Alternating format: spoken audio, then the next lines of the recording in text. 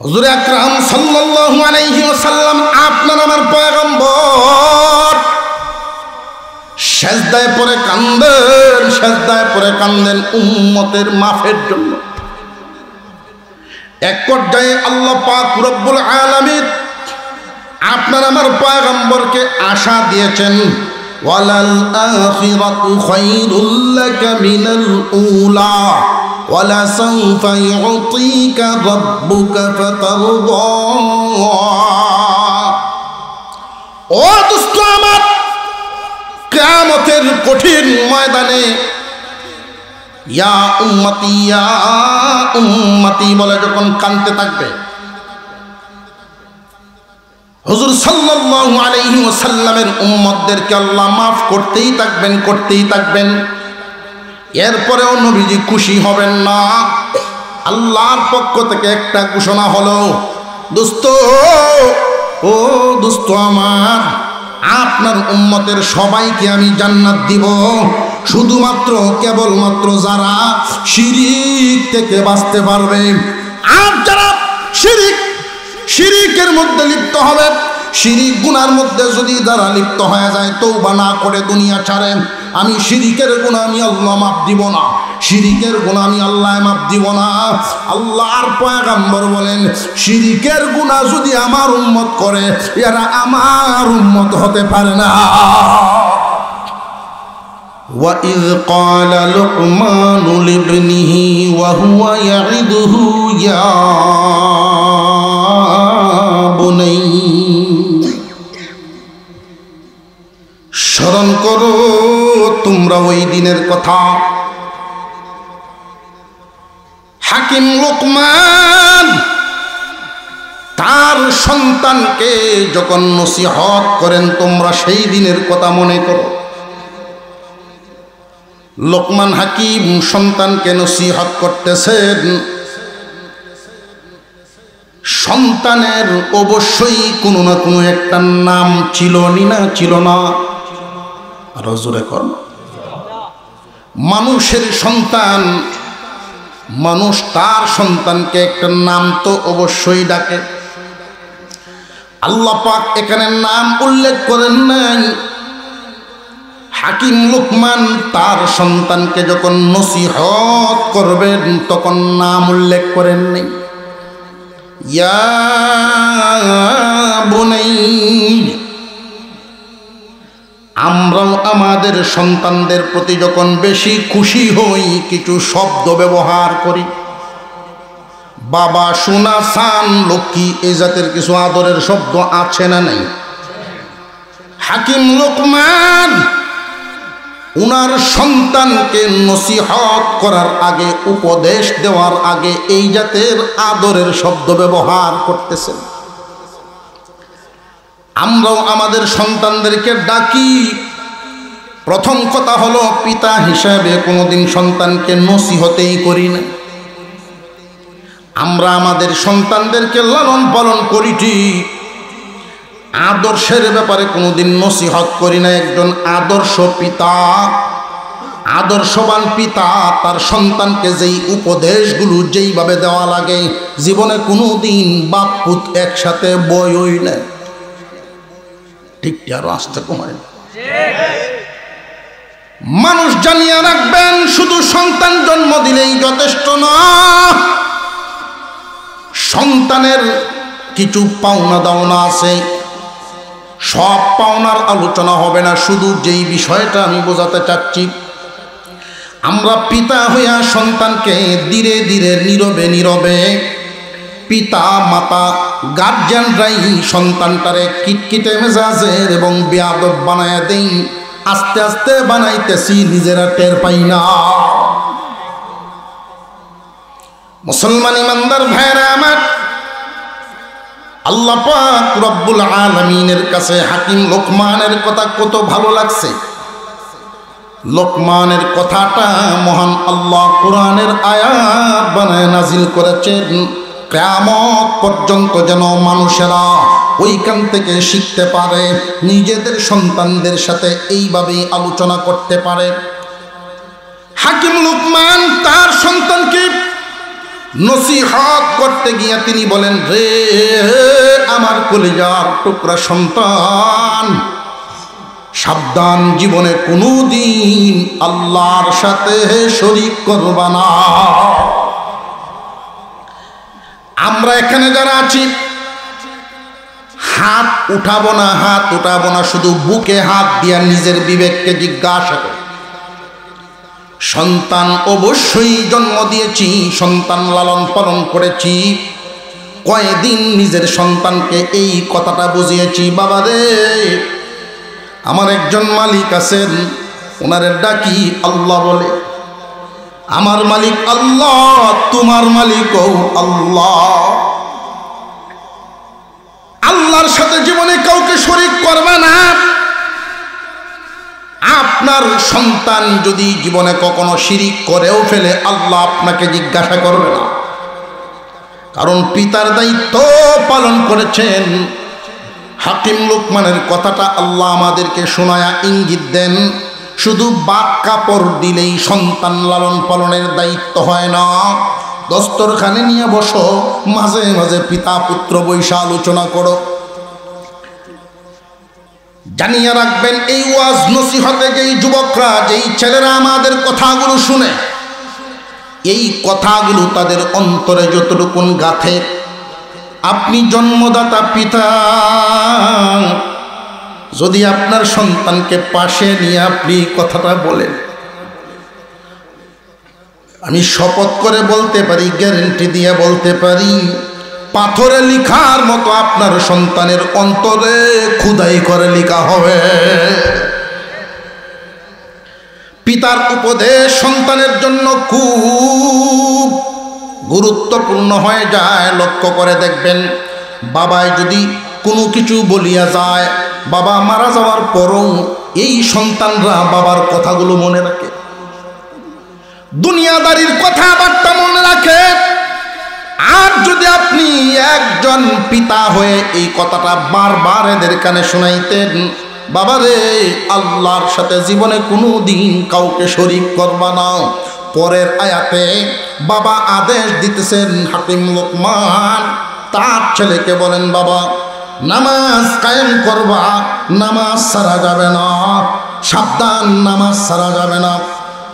একজন পিতা যদি তার সন্তানকে এই দুইটা নসিহত করে, খুব ভালো করে মনে রাখবেন, আল্লাহর সাথে কাউকে শরীক করিও না, বাবারে জীবনে নামাজ ছাড়িও না। আপনি পিতা একদিন মারা যাবেন, দুনিয়ার সবাই মরণশীল। জানিয়ে রাখবেন, আপনি যদি এই আমলটা রীতিমতো করতে পারেন, ছেলে হোক আর মেয়ে হোক, যদি তাদের কানে এই বাঁশিটা বাজাইতে পারেন, যেই দিন আপনি দুনিয়ার থেকে বিদায় হবেন, কবরের পাশে দাঁড়ায়া সন্তানের অন্তরের এই কথাটা যখন স্মরণ হবে, গড়গড় করে চোখ দিয়ে পানি ভরব। মুসলমান ইমানদার ভাইরা আমার, আমরা আমাদের সন্তানদেরকে শুধু দুনিয়া চিনাই, আল্লাহ চিনাই না, আখিরাত চিনাই না। আমার আপনার সন্তানরা যদি দুনিয়ার কোনো কাজ কামে কমতি করে, ঘাটতি করে, যেই পরিমাণ শাসাই, আখিরাতের আমলের ঘাটতি করলে কোনো দিন পিতা হয়ে সন্তানকে শাসাই না। ঠিক না বেঠিক? পিতা মাতার সম্পর্ক সন্তানের সাথে কেমন হবে, সব দিকের আলোচনা বাদ দিয়া দুই একটা দিক আমি ধরে দিতে চাই। একজন আদর্শবান পিতা মাতা, গার্জিয়ান, সন্তান জন্ম নেওয়ার পরে 7 দিন বয়সের সময় এমন একটা সুন্দর অর্থবোধক নাম দিবে, যেই নামটা শুনলেই বোঝা যায় মুসলমানের সন্তান। শুধু নামটা দিলেই হক আদায় হয় না, জানিয়ে রাখবেন, পিতা হিসাবে দায়িত্ব, সন্তানকে আপনি যেই নামটা দিলেন, এই নামটা আপনি যতদিন বেঁচে থাকবেন, আপনার সন্তানকে এই নামটা সারা জীবন সুন্দর করে ডাকবেন।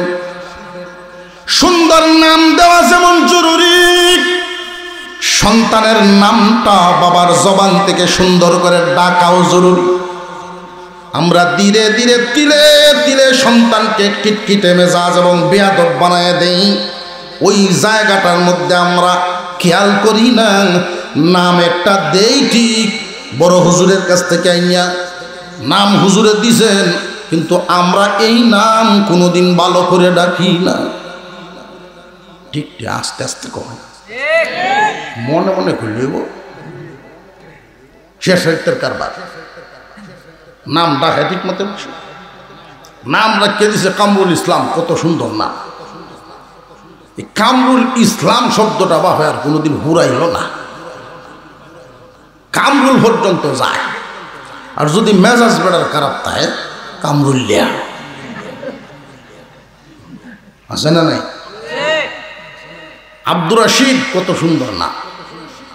আব্দুর রাশিদ প্রিয় বাপে, রাশিদ রাগ উঠলে রাশিদ দান হইলে ওরাশা, ও রাশা করে ডাক। বাপের মুখ থেকে এই জাতের শব্দ শুনতে শুনতে এরপরে আরেকটা বিষয় খেয়াল করবে, এখানে অনেক শিক্ষা প্রতিষ্ঠানের শিক্ষকগণ আছেন, আমাদের মাদারিসগুলোর নোরানি বিভাগ, হিফজ বিভাগের অনেক মুআল্লিমগণ আছে। আমি অনুরোধের সাথে বলব, ছোট ছোট ছাত্রদেরকে, ছাত্রীদেরকে তুচ্ছ তাচ্ছিল্য শব্দ ব্যবহার করবেন।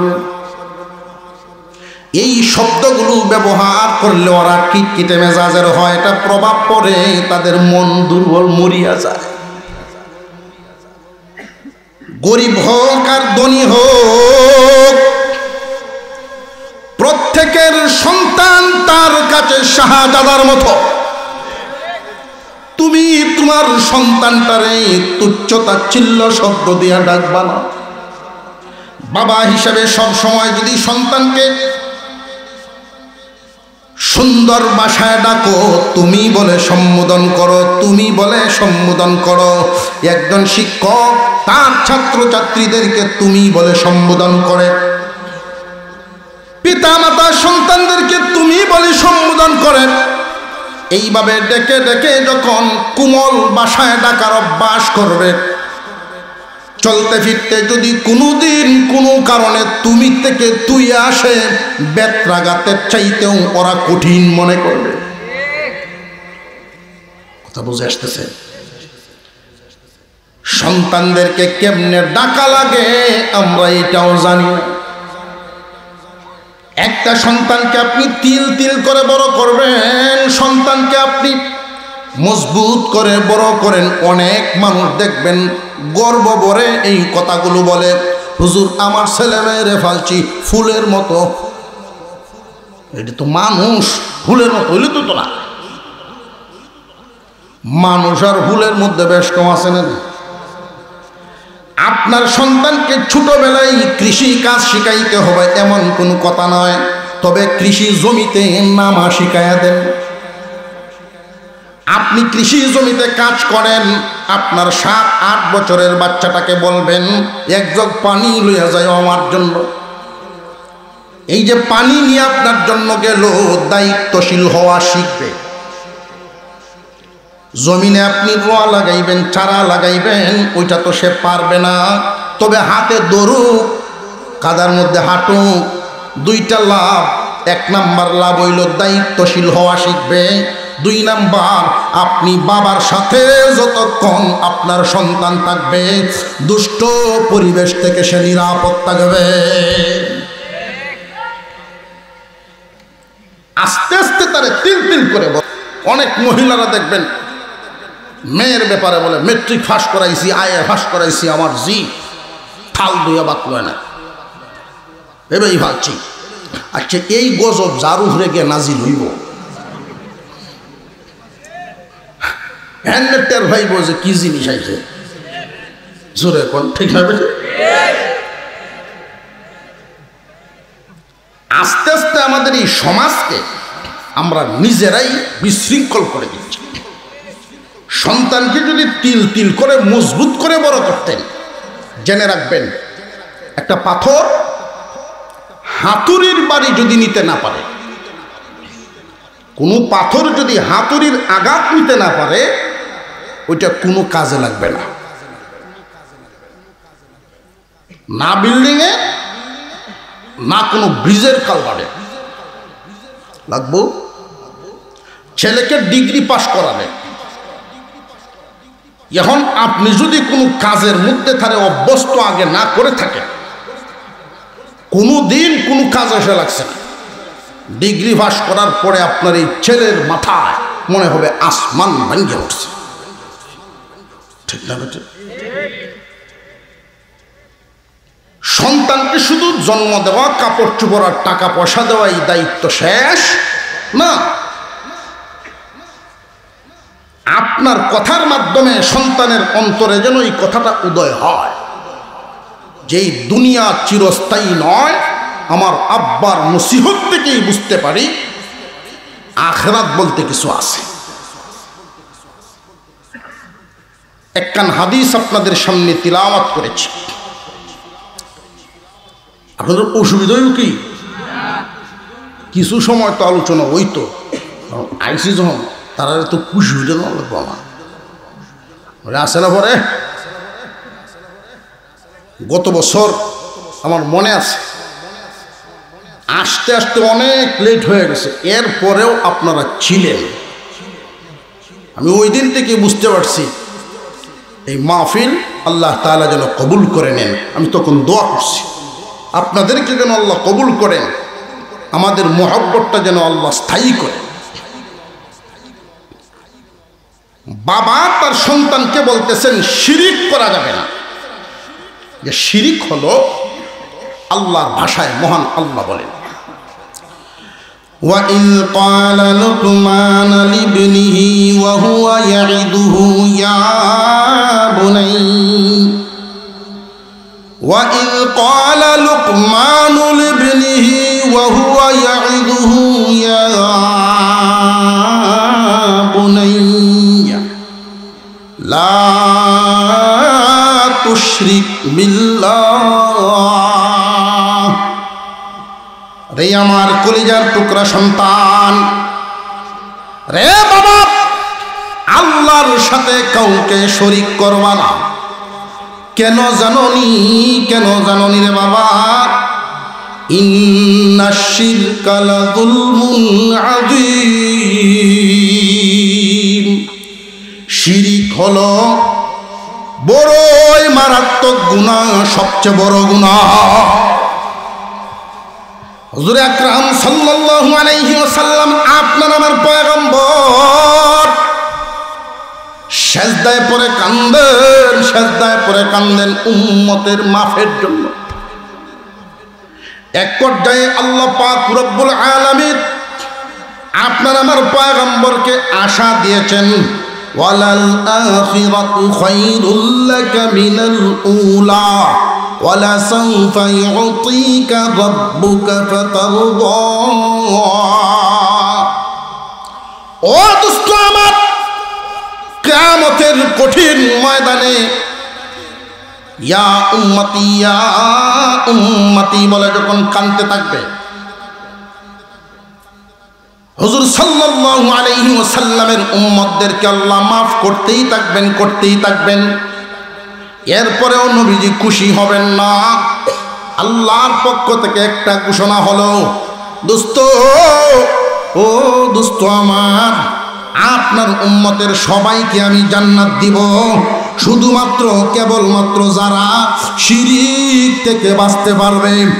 আর যারা শিরিকের মধ্যে লিপ্ত হবে, শিরিক গুনার মধ্যে যদি যারা লিপ্ত হয়ে যায়, তওবা না করে দুনিয়া ছাড়েন, আমি শিরিকের গুনাহ আমি আল্লাহ মাফ দিব না, শিরিকের গুনাহ আমি আল্লাহ মাফ দিব না। আল্লাহর পয়গম্বর বলেন, শিরিকের গুনাহ যদি আমার উম্মত করে, এরা আমার উম্মত হতে পারে না। শিরিক কি ছোট না অনেক বড়? এই শিরিকের একটা ধারণা নিয়ে আজকে বিদায় হব। শিরকের একটা ধারণা। শিরিক দুই প্রকার। শিরিক কয় প্রকার? আরো জোরে কর, আরো জোরে। সাইডে সুইডে যদি দেখুন যে কেউ ঘুমাইতেছে, আস্তে করে জাগায় দিবে, কাল ভোগে বেল লাগাইব ওয়াজ। শিরিক হলো দুই প্রকার, একটা হলো ছোট শিরিক আর একটা বড় শিরিক। বড় শিরিক হলো, জানিয়ে রাখবেন, অনেক মানুষ অতি আবেগে সীমা লঙ্ঘন করে ফেলে না বুঝার কারণে। আল্লাহর ক্ষমতায় অন্য কাউকে ক্ষমতাবান মনে করা যাবে না, আল্লাহর গুণে অন্য কাউকে গুণান্বিত মনে করা যাবে না। বড় শিরিকটা খুব ভালো করে বুঝে রাখবেন। আল্লাহ হলেন স্রষ্টা, আমরা হইলাম সৃষ্টি। স্রষ্টা আর সৃষ্টির মধ্যে বেশ কম আছে না নাই? স্রষ্টার সৃষ্টির মধ্যে বেশ কম থাকা চাই। স্রষ্টার এমন কিছু গুণ থাকবে যেই গুণগুলো সৃষ্টির মধ্যে থাকবে না। যদি নিয়ে আসেন তাহলে সমান বানায় ফেললেন, ঠিক না বেটি? আল্লাহ পাক রব্বুল আলামিন তিনি আমাদেরকে বানাইছেন সৃষ্টি জগৎ, আমরা সৃষ্টি, তিনি হলেন স্রষ্টা। আল্লাহ পাক রব্বুল আলামিন স্রষ্টার মর্যাদার একটা জায়গা আছে না নাই? সমস্ত সৃষ্টির উপরেও মর্যাদা আছে। আপনার আমার পয়গম্বরের মর্যাদার একটা সীমানা আছে, নবীগণের মর্যাদার একটা সীমানা আছে, আল্লাহর ওলিগণের মর্যাদার একটা সীমানা আছে। মা বাবা, পিতা মাতা, পীর উস্তাদ, শ্বশুর শাশুড়ি, তাদের একটা মর্যাদার সীমানা আছে না নেই? এখন যদি পীর মাশায়েখ, ওলি বুজুর্গ তাদেরকে মর্যাদা দিতে দিতে দিতে দিতে সীমা লঙ্ঘন করে ফেলে, তখন কিন্তু আল্লাহ মাপ দেন না। অনেক মানুষ সীমা লঙ্ঘন করে ফেলে, জানিয়ে রাখবেন কেমনে? মর্যাদার দিক থেকে আমরা এক দুইটা জায়গা আমরা চিহ্নিত করি। সবার উপরে মর্যাদা কার? আরো জোরে আওয়াজ দিয়ে বলেন কার? কারণ তিনি স্রষ্টা, কারণ তিনি। আর সৃষ্টি জগতে, এবার আসেন সৃষ্টি জগতে আমরা বন্টন করি আমাদের। সৃষ্টি জগতের মধ্যে আপনার আমার পয়গম্বরের মর্যাদা সবার উপরে, কিন্তু স্রষ্টার নিচে। সমস্ত সৃষ্টির উপরে, স্রষ্টার নিচে। অনেক মানুষ আছে আপনার আমার নবীর মর্যাদার মাপকাঠিটা ঠিক রাখতে পারে না, হয়তো উপরে উঠায়া আল্লাহর সমান করে ফেলে শিরিক। আল্লাহর গুণে অন্য কাউকে গুণান্বিত মনে করা যাবে না, আল্লাহর আলাদা কিছু গুণ আছে। মহান আল্লাহ পাকের যেই সিফত, মহান আল্লাহর সিফত, আল্লাহর গুণ হলো সব জায়গায় তিনি একসাথে হাজির। সুবহানাল্লাহ, আসতে কইছ। কোন সৃষ্টির পক্ষে এটা সম্ভব হবে না। আমরা সৃষ্টি, আমরা এখন আছি লাউরের ঘর, বাড়ির কি তো হইছে জানি না, বুঝে আসতেছে?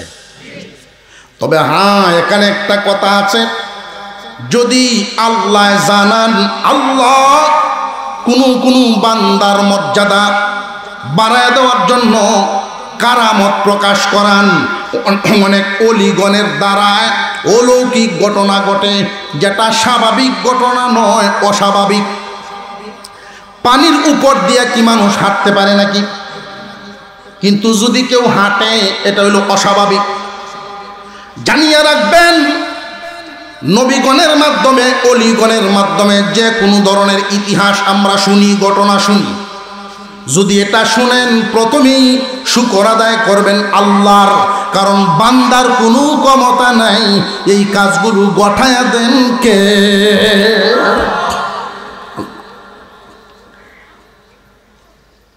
আল্লাহ পাক রব্বুল আলামিনের কোনো একজন ওলি যদি এইখানে দোয়া করেন, বিরাট রোদ, প্রখর রোদের মধ্যে, খরার মধ্যে গাছের পাতাগুলো জড়িয়া জড়িয়া যাইতেছে, খোলা মাঠে যদি দোয়া করি, মুনাজাতের মধ্যে যখন দোয়া চাইছে আল্লাহ বৃষ্টি দাও, সাথে সাথে যদি বৃষ্টি পড়া শুরু হয়ে যায়। অনেক মানুষ আছে জাগ্রত দিল, শিরিক নাই অন্তরে, এই মানুষগুলো বুঝতে পারবে বৃষ্টি দিছেন কে? আরো জোরে কর। আল্লাহ পাকের এই ওলির দোয়া কবুল করছেন, মহান আল্লাহ বৃষ্টি দিছেন, শুকর আদায় করবে আল্লাহর।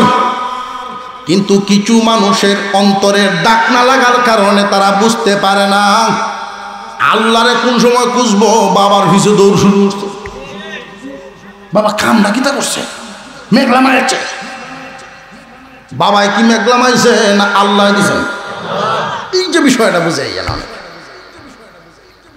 শিরিক মুক্ত ঈমান। হাকিম লুকমান তার সন্তানকে বলেন, সাবধান, শিরিক করবা না। আল্লাহর গুণে অন্য কাউকে গুণান্বিত মনে করা যাবে না। আল্লাহর ক্ষমতায় আর কাউকে ক্ষমতাবান মনে করা যাবে না। সমস্ত ক্ষমতার মালিককে। আরো জোরে আওয়াজ দিয়ে বলেন, কে? সন্তান দেওয়ার মালিককে। ক্ষমতা কার? আল্লাহ যাকে ইচ্ছা ছেলে মেয়ে উভয়টা দেন, যাকে ইচ্ছা শুধু ছেলে দেন, যাকে ইচ্ছা শুধু মেয়ে দেন, যাকে ইচ্ছা উভয়টা দেন, যারে ইচ্ছা হয় না কোনোটাই দেন না। অনেক মানুষ না বুঝার কারণে বিভিন্ন মাজারে গিয়াও ডাকে বাবা দেও। এই যে বিষয়গুলো খুব খেয়াল করবেন, খুব সাবধান। মুসলমানের ঘরে জন্ম নেওয়ার পরেও যদি শিরিক করার কারণে ঈমান হারা হওয়া লাগে, এর চাইতে কপাল পুরা আর কে হইতে পারে? এক নাম্বার হলো বড় শিরিক। শিরিক কয় প্রকার বললাম?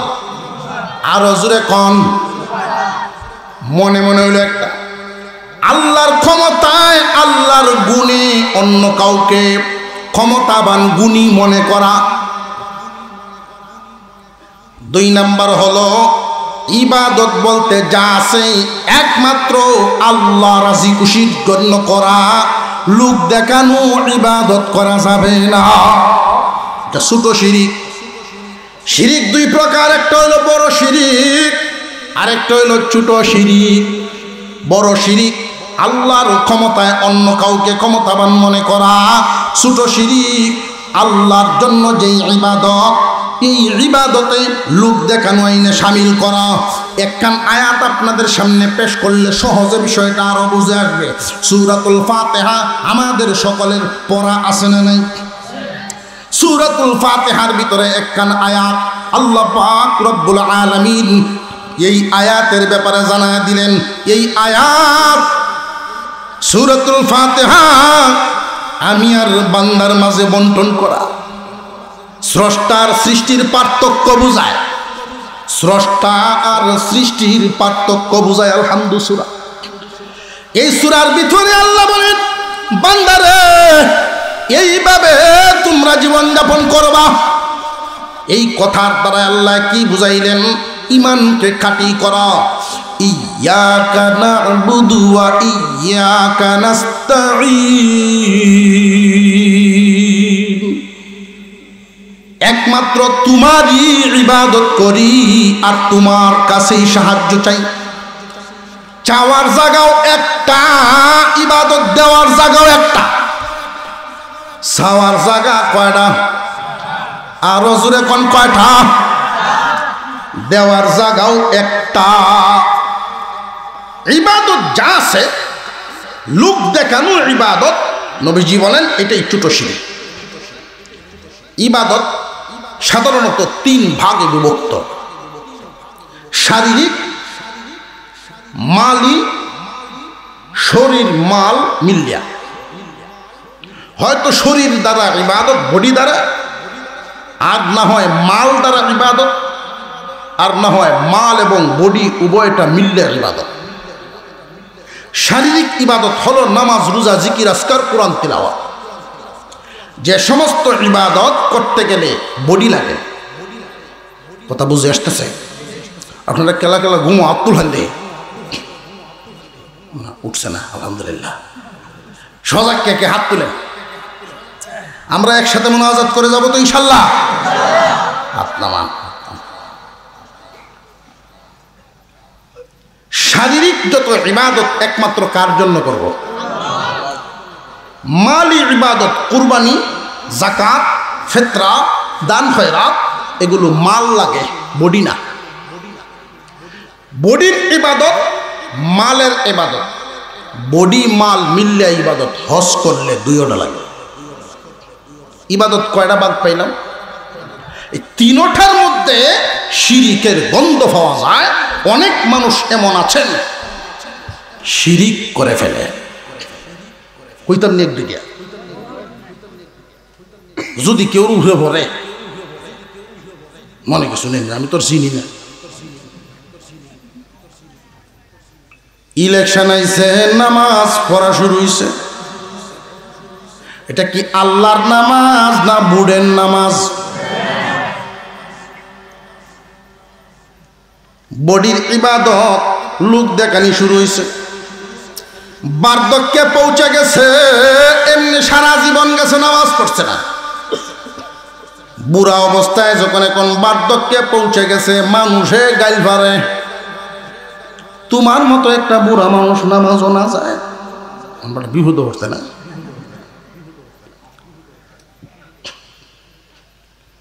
লোক দেখেন না ইবাদত।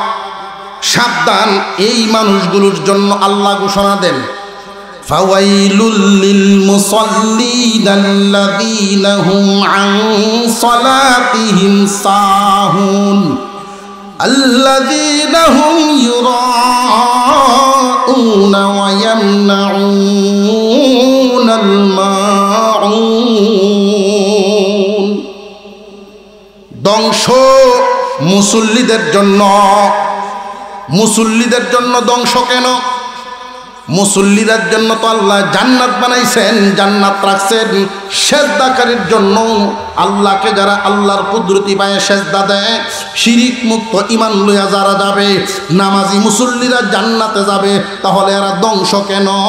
আল্লাহ পরের শব্দেই বলেন, লোক দেখানো ইবাদত করত। মানুষের দেখানো শারীরিক ইবাদত লোক দেখেন না, নামাজি আছে, আছে না নাই? মালি ইবাদত, মালের ক্ষেত্রেও লোক দেখানি আছে। এক দুটে কই, কুরবানির গরুর গোশত বানায় আর গপ করে, এবার ভাবলাম না, আগামীতে বুঝাইয়া কুরবানি কারে কয়। কি কারে বুঝাইব? দেশের মাইসেরে যদি জিগায়, ভাই কুরবানি দিতাম না, এবার দিতাম, যেই হালত ইচ্ছা আসেন না, মায়া আছে, এবার কি করা? এটা কি আল্লাহর জন্য দিতেছে না মায়ার কুরবানি? মায়ের বুঝছেন, তার মা আছে, বুড়া বেটি আছে, বুঝলেন? কেউ কেউ উত্তর দেয়, আমার আব্বা বুড়া মানুষ জিন্দা আছে, এই জন্য দিতেছি, নাহলে কুরবানি দিলে হয় না। এটা হলো বাপের কুরবানি, আল্লাহর না। কেউ কেউ উত্তর দেয় এমন, কুরবানি তো দিলাম হয় না, হুরুত্তা মানুষের দিকে চাইয়া থাকবো, এই জন্য তো বললাম হুরুত্তার কুরবানি দেয়।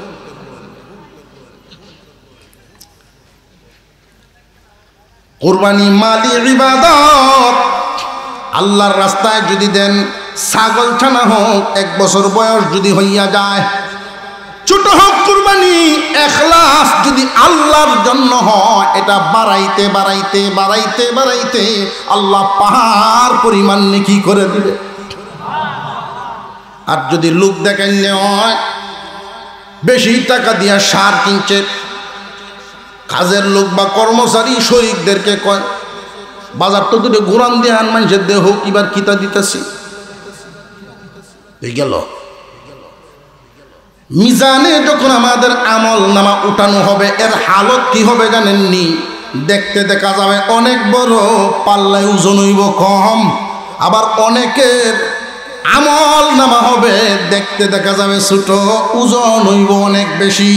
উদাহরণ হিসেবে মুফাসসিরিনে কেরাম বুঝিয়েছেন, লোহার চাকা বা পাথর আর তুলার বস্তা। তুলার বস্তা দেখতে বড়, ওজন কম। লোহা এবং পাথর দেখতে ছোট হইলেও ওজন অনেক বেশি হবে। এটা হলো ইখলাস।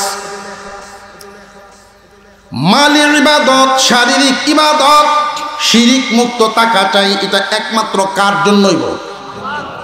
আল্লাহ। শরীর মাল মিল্লা হজ্জের সফর করে আসলেন, আল্লাহর ঘর তোয়াফ করে আসলেন, রসুলের রওজা পাকে সালাম দিয়ে আসলেন, এখন আপনারা যদি হাজি সাহেব কইলে খুশি লাগে, হাজি না ডাকলেই মন বেজার। হাজি সাহেব কইয়া ডাকলে চা খাওয়ায়, আদর করে, আর হাজি না ডাকলে ওটা মনে মনে কইতার না, কার্যের না কইতার না কিচ্ছু। যদি জায়গায় ভাই সব কেমন আছো, হ্যাঁ বালাই বালাই, আমি যে হজ করছি তুমি মনে হয় শুনছ না, এটা বুঝায়।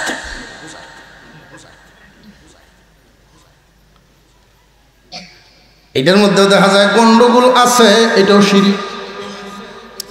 আল্লাহর পয়গম্বর বলেন শিরিক দুই প্রকার, বড় শিরিক আর ছোট শিরিক।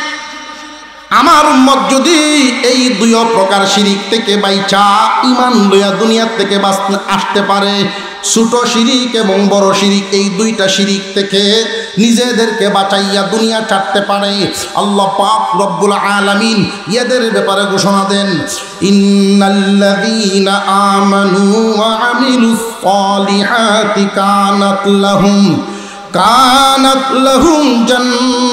জান্নাতুল ফিরদাউসি নুজুলা খালিদিনা ফিহা লা ইয়াবগুনা আনহা হিওয়ালা।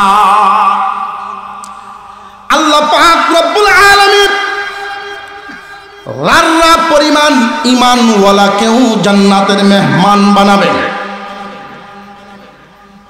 এরকম একটা সংবাদ শুনলে দিদি সুবহানাল্লাহ, এরকম হয়, তাহলে বোঝা গেল দহুরে দেওয়া জরুরি।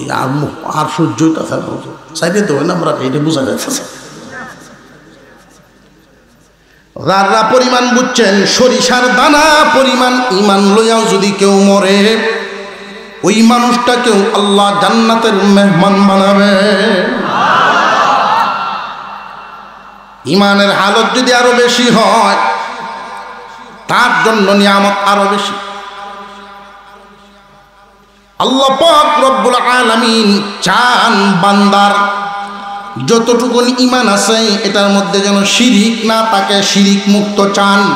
জাল টাকা লইয়া যদি কেউ ধরা পড়ে, বাড়ি তাইব না জেল। টাকা যদি কম হয়, এটা আসল নোট চাই, হুরানো। আল্লাহ পাক এই আয়াতের শেষাংশে তিনি ঘোষণা দেন, ফামান কানা ইয়ারজু লিকাআ রাব্বিহি ফালইয়ামাল আমালান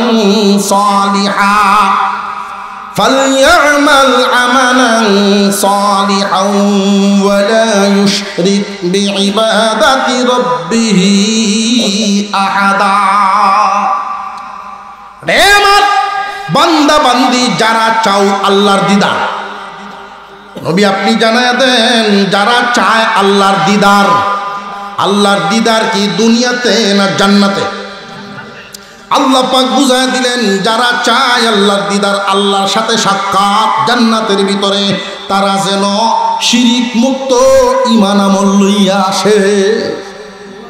আল্লাহ যেন আমাদেরকে, আমাদের সন্তানদেরকে এই নসিহতগুলো, পরিবার পরিজনকে শিরিক মুক্ত ঈমান গড়া আমল গড়ার তৌফিক দেন বলুন আমিন। বিশেষ করে যেই কথাগুলো দু চারটা কথা যা বলে দিছি, সন্তানদেরকে সুন্দর নাম দেওয়া যেমন জরুরি, এই নামটা সুন্দর করে ডাকাও তেমন জরুরি। আমি গ্যারেন্টি দিয়ে বলতে পারি, পাড়া প্রতিবেশী কোনো ছেলেরাও যদি আপনাদের সামনে থাকে, এদেরকে তার নামটা সুন্দর করে ডেকে দেখবেন, এই ছেলেটা আপনার সাথে কোনোদিন বেয়াদবি করতে তার কলিজায় বাঁধব, বেয়াদবি করতে চাইবেন। তুমি করে কোনো সন্তান, কোনো ছাত্রকে আপনি ডাক দিবেন, তার কোমল ব্যবহার, আচার আচরণ হবে অন্যরকম। তুমি করে ডাকবেন, তাকে আপনার বেদ দিয়ে শাসন করতে হবে না। আমরা তিল তিল করে কিটখিটে মেজাজ বানাই, বেয়াদব বানাই আমরা আমাদের আচরণে। আল্লাহ যেন আমাদেরকে আরো যত্নশীল হওয়ার তৌফিক দেন, আমরা বলি আমিন। এখন আজকে গিয়াই যদি সন্তানদেরকে কাল থেকে ডাহা শুরু হয়, পুরা নাম দেয়া যদি ভাবে ডাক দেয়, হুত করবো, আব্বা পাগল হয়েছে, মা আমার বাপের মতো এই নামে বা উঞ্চি নামের মতো। শুনতে শুনতেই পরে শুনবো, আর বাপের মুখ থেকে তো শুনছে সবসময় খালি খানা খেয়ে তো শিক্ষায় খিটখিটে মেজাজের হয়। আল্লাহ তাআলা আমাদেরকে সহি বুঝ দেন, আমরা বলি আমিন। আত্তাহিয়াতুল সুরতে বসি আস্তাগফিরুল্লাহ, দরুদ শরীফ পড়ি।